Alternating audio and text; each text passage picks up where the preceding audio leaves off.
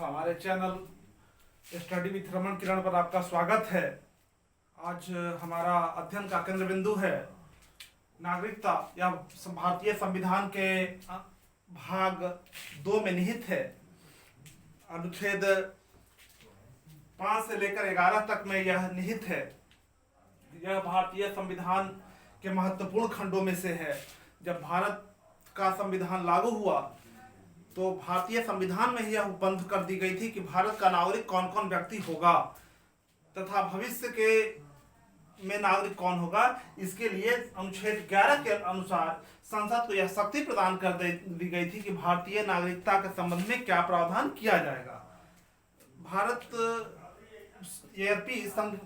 का संविधान संघीय संविधान है, लेकिन हमारे यहाँ यूनियन शब्द का यूज किया गया है। हम फेडरल शब्द का प्रयोग नहीं करते। इस कारण भारत में एक हरी नागरिकता है, यहाँ दोहरी नागरिकता नहीं है। हम ब्रिटेन की भांति एक हरी नागरिकता दिया है। यहाँ राज्य और संघ दोनों का अलग अलग नागरिकता प्रदान नहीं की जाती। हमारे यहाँ संविधान में, भारतीय संविधान में अनुच्छेद 5 से लेकर 11 तक में इस बात का वर्णन है कि कौन कौन व्यक्ति भारत का नागरिक होगा। भारत जब विभाजित हो रहा था, जब भारत को स्वतंत्रता प्राप्ति हुई तो भारत के सामने एक काफी शरणार्थी की समस्या थी। भारत सांप्रदायिक दंगों से जूझ रहा था। उस अवस्था में भारतीय नागरिकता किसे प्रदान की जाए, इस संबंध में हमारे भारतीय संविधान निर्माताओं ने व्यापक वर्णन किया है कि कौन लोग भारत का नागरिक होगा। हमारा अनुच्छेद 5 कहता है कि संविधान के प्रारंभ पर नागरिकता। यह कहता है कि इस संविधान के प्रारंभ पर प्रत्येक व्यक्ति जिसका भारत के राज्य क्षेत्र में अधिवास है और जो भारत के राज्य क्षेत्र में जन्मा था, या जिसके माता पिता में से कोई भारत के राज्य क्षेत्र में जन्मा था, या संविधान के प्रारंभ के कम से कम 5 वर्ष तक भारत के राज्य क्षेत्र में मामूली तौर पर से निवासी रहा है, भारत का नागरिक माना जाएगा। यह हमारा अनुच्छेद 5 यह इस बात की व्याख्या करता है।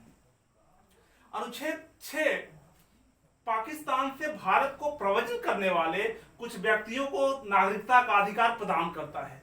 जो व्यक्ति पाकिस्तान से भारत लौट आए हैं वह कौन होगा।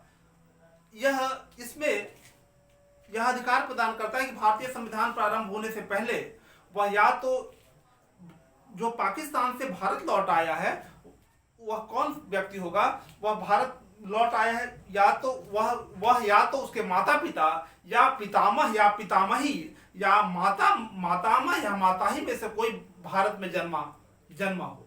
दूसरा यह कहता है कि वह 19 जुलाई 1948 से पहले भारत में चला आया हो तथा इस तिथि से भारत का निवासी रहा हो। तीसरा पॉइंट कहता है वह 19 जुलाई 1948 के पश्चात भारत आया हो तो भारत सरकार द्वारा नागरिक के रूप में पंजीकृत कर लिया गया है तथा नागरिक के रूप में उसी व्यक्ति को पंजीकृत किया जाएगा जो भारत में अपने निवास की अवधि को 6 मास के पश्चात पंजीकरण के लिए आवेदन करता है। अगर 19 जुलाई 1948 के पश्चात वह भारत में आया है और 6 माह से कम में ही वह आवेदन कर दिया है तो उसे भारत का नागरिक नहीं माना जाएगा। उसे भारत का नागरिक तभी माना जाएगा जब वह 19 जुलाई 1948 के पश्चात यदि वह भारत में आया है तो कम से कम 6 माह का वह समय बिता लिया हो। अनुच्छेद 7 कहता है कि पाकिस्तान को प्रव्रजन करने वाले कुछ व्यक्तियों को नागरिकता के अधिकार, जो पाकिस्तान में चले गए हैं तो वह कौन व्यक्ति होगा जिसको अनुच्छेद 5 तथा 6 के होते हुए भी जो व्यक्ति 1 मार्च 1947 के पश्चात भारत से पाकिस्तान आव्रजन कर गया है वह भारत का नागरिक नहीं माना जाएगा। किंतु यह नियम उस व्यक्ति पर लागू नहीं होगा जो पाकिस्तान को आव्रजन करने के पश्चात किसी अनुज्ञा के अधीन भारत लौट आया है तथा अनुच्छेद 6 के सभी शर्तों को पूरा करता हो। और यदि वह 1 मार्च 1947 के पश्चात चला गया है किंतु 19 जुलाई 1948 के पश्चात वह भारत चला आया है और 6 महीने तक यहाँ भारत में रह लिया हो और भारत सरकार के भारत सरकार के पास इस बात का आवेदन दिया है तो वह भारत का नागरिक माना जाएगा। अनुच्छेद 8 कहता है कि भारत के बाहर रहने वाले भारतीय उद्भव के कुछ व्यक्तियों को नागरिकता का अधिकार। भारत जब संविधान प्रारंभ हो रहा था तो भारत के बाहर जो नागरिक जिनके माता पिता या वह स्वयं भारत के बाहर रह रहे थे तो उस व्यक्ति को भारत को नागरिकता प्रदान की जाएगी यदि वह वहां राजदूत के वहां जो भारत सरकार वहां हमारे उच्चायुक्त या राजदूत हैं उसके यहाँ आवेदन दे दिया हो। अनुच्छेद 9 कहता है विदेशी राज्य की नागरिकता स्वेच्छा से अर्जित करने वाले व्यक्तियों का नागरिकता का न होना। यदि कोई व्यक्ति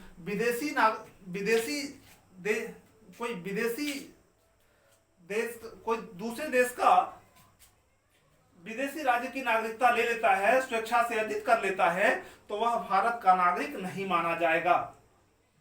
अनुच्छेद 10 कहता है कि प्रत्येक व्यक्ति के नागरिकता के अधिकारों का बना इस संविधान के प्रारंभ के पश्चात प्रत्येक व्यक्ति का जो नागरिकता है वह नागरिकता बना रहेगा। अनुच्छेद 11 है यही प्रोविजन यही उपबंध यह संसद को अधिकार देता है कि भविष्य में भारत का नागरिक कौन होगा और इसी शक्ति का प्रयोग करते हुए संसद ने समय समय पर नागरिकता कानून को परिभाषित किया है और नागरिकता संबंधित कानून को बनाया है। तो पहला जो नागरिकता कानून बनाया गया भारतीय नागरिकता अधिनियम 1955। इसमें 5 तरह से प्रोविजन किया गया कि भारत का नागरिक होगा। पहला है जन्म से, जिनका जन्म भारतीय राज्य क्षेत्र में होगा वह भारत के नागरिक माने जाएंगे। यह भारतीय नागरिकता अधिनियम 1955 का रक्त संबंध या वंशाधिकार से जो विदेशों में रह रहे हैं लेकिन उनका यदि रक्त संबंध या उनके जो विदेशों में रह रहे हो लेकिन यदि उनके कोई माता पिता दादा दादी भारत के नागरिक हों तो रक्त संबंध से भारत के नागरिक माने जाएंगे। तीसरा यह कहता है पंजीकरण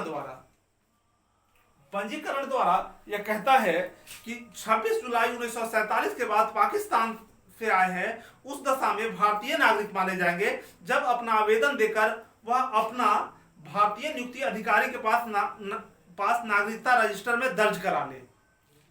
दूसरा पॉइंट इसका है ऐसे भारतीय जो विदेशों में जाकर बस गए हों तथा भारतीय दूतावास में अपना रजिस्टर करा लिया हो।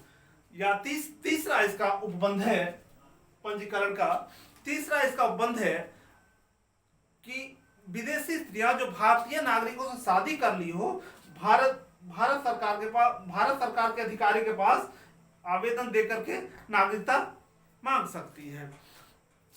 भारतीय नागरिकों के नाबालिग बच्चे। 5वां पॉइंट इसका है राष्ट्रमंडल देशों के जो नागरिक हैं उन्हें भारत की नागरिकता प्रदान की जाती है। यदि अगर वह चाहे तो भारतीय अधिकारी के सामने आप नागरिकता मांग सकते हैं। अगला पॉइंट है देशीयकरण द्वारा जो इसका उपबंध है या किसी ऐसे देश का नागरिक न हो जहां भारतीय देशीय का नागरिकता प्रदान नहीं करता हो या इसको रोक हो। दूसरा पॉइंट है अपने देश के नागरिकता का परित्याग कर चुका हो तथा इसकी सूचना वह अपने देश की नागरिकता का परित्याग कर चुका हो तथा इसकी सूचना केंद्रीय सरकार को दे दे। तीसरा इसका पॉइंट है वह उपरोक्त 1 वर्ष से पहले कम से कम 5 वर्ष तक भारत में रह चुका हो या भारत सरकार की नौकरी में रह चुका हो लेकिन दोनों मिलाकर 7 वर्ष हो पर किसी भी हालत में 4 वर्ष से कम नहीं हो। अगला पॉइंट इसका है कि उसका आचरण अच्छा हो तथा वह किसी भारतीय भाषा का अच्छा जानकार हो। इस आधार पर देशीयकरण द्वारा उसे भारत की नागरिकता प्रदान की जाएगी। भूमि विस्तार द्वारा जो देश भारत में शामिल कर लिया जाएगा, वहां के लोगों को भी भारत की नागरिकता प्रदान की जाएगी। इसी के तहत गोवा के लोगों का, पांडिचेरी के लोगों का या फिर सिक्किम के लोगों का भूमि विस्तार द्वारा ही नागरिकता प्रदान की गई। नागरिकता संशोधन अधिनियम 1986, इसमें दूसरी बार संशोधन किया गया।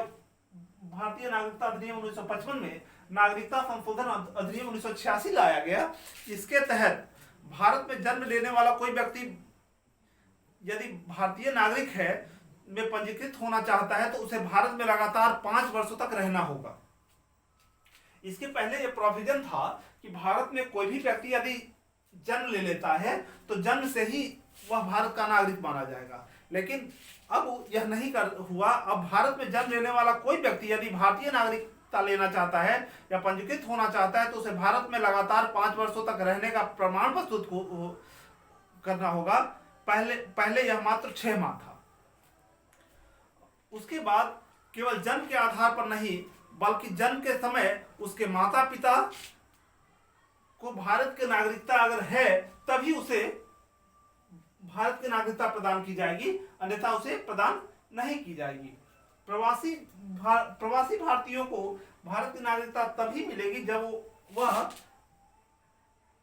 पहले यह व्यवस्था 5 वर्ष थी, अब वह 10 वर्ष तक लगातार रहे हो। भारतीय पुरुष से शादी करने पर किसी भी स्त्री को भारत का नागरिकता प्रदान कर दी जाएगी। यह नागरिकता संशोधन अधिनियम 1986 था। उसके बाद बहुत से भारतीय विदेशों में रहते थे। इसके 2 कैटेगरी है। एक एनआरआई जो कुछ समय के लिए विदेशों में नौकरी करते हैं, जिसको नॉन रेजिडेंशियल इंडियन अप्रवासी भारतीय कहा जाता है, और बहुत कुछ वैसे लोग हैं जो बहुत पहले से ही विदेश में रह रहे हैं, उनको पीआईओ भारतीय मूल के लोग कहते हैं। उनके लिए ओवरसीज नागरिकता का प्रावधान 2004 में किया गया। वाजपेयी की सरकार ने इसके पहले अप्रवासी भारतीय सम्मेलन का आयोजन करने लगे थे, तो इसमें दोहरी नागरिकता का प्रावधान प्रस्तुत किया गया।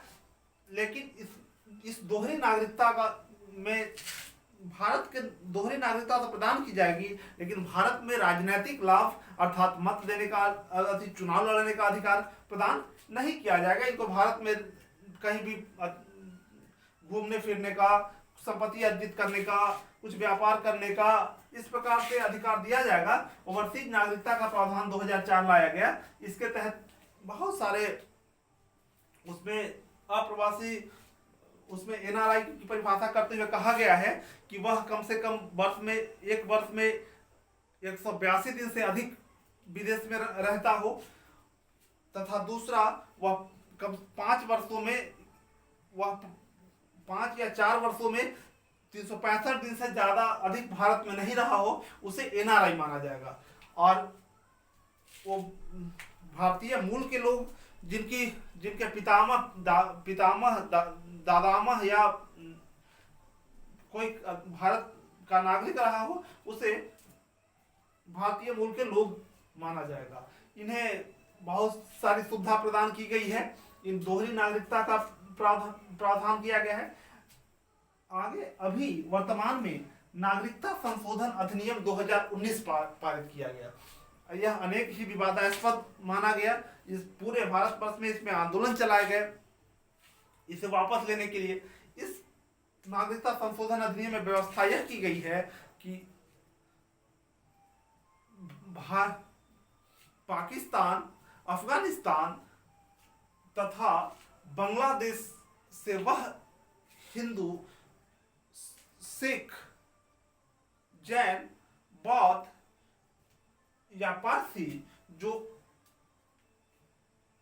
धार्मिक उत्पीड़न के कारण 2014 के पहले भारत में आ गए हो, तो यदि वह भारत की सदस्यता लेना चाहते हो तो भारत की नागरिकता उन्हें प्रदान की जाएगी। यहाँ मुस्लिम को छोड़ दिया गया है, जिसके कारण प्रायः भारत में बहुत से विपक्षी दलों द्वारा या बहुत से समूहों द्वारा इसका व्यापक विरोध किया गया है। लेकिन आने वाले दिनों में आज यह विरोध समाप्त हो गया है और लगभग नागरिकता संशोधन अधिनियम 2019 भारत में लागू हो गया है। आने वाले दिनों में इसके तहत बहुत लोगों को नागरिकता प्रदान की जाएगी। यह शरणार्थियों की समस्या बहुत लंबे समय से यह मांग चली आ रही थी।